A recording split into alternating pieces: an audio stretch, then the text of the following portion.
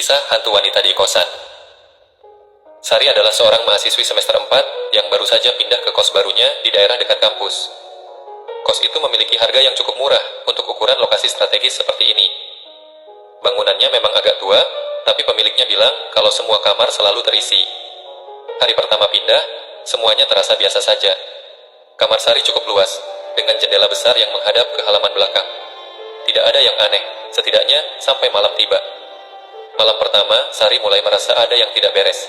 Saat sedang membaca buku di tempat tidur, ia mendengar suara langkah kaki di luar kamarnya. Awalnya ia mengira itu penghuni kos lain, tapi suara langkah itu berhenti tepat di depan pintunya. Ada yang mengetuk pintu. Sari bangkit dan mengintip lewat lubang pintu. Kosong. Mungkin anak kos yang iseng, pikirnya. Ia kembali ke tempat tidur dan mencoba mengabaikannya.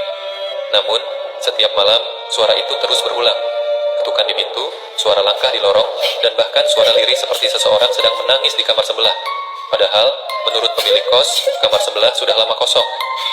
Puncaknya terjadi pada malam keempat. Sari terbangun sekitar pukul 2 pagi karena suara berisik dari kamar mandi. Air mengalir deras dari keran, padahal ia yakin sudah menutupnya sebelum tidur. Dengan enggan, ia bangun dan berjalan ke kamar mandi kecil di dalam kamarnya.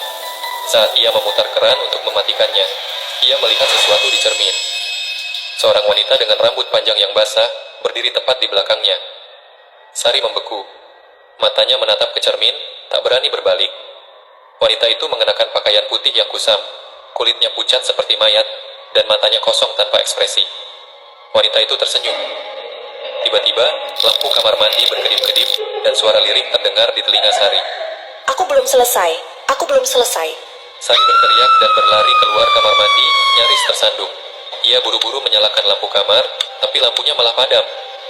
Saat kegelapan menyelimuti ruangan, Sari mendengar suara napas berat di dekatnya. Aku di sini. Lampu kembali menyala, dan wanita itu kini duduk di tepi ranjangnya. Sari pingsan. Paginya, ia terbangun dengan tubuh dingin dan jantung masih berdebar. Ia langsung mengemasi barang-barangnya dan keluar dari kos tanpa pikir panjang. Saat ia menceritakan kejadian itu ke salah satu temannya yang dulu pernah tinggal di sana, temannya hanya menatapnya dengan ekspresi serius. Kamu nggak tahu ya, penghuni kamar itu sebelumnya bunuh diri di dalam kamar mandi. Dulu dia juga sering bilang, aku belum selesai, aku belum selesai. Sejak saat itu, kamar yang pernah ditempati Sari dibiarkan kosong. Tapi beberapa penghuni kos lain bersumpah mereka masih sering mendengar suara ketukan dari dalam kamar itu.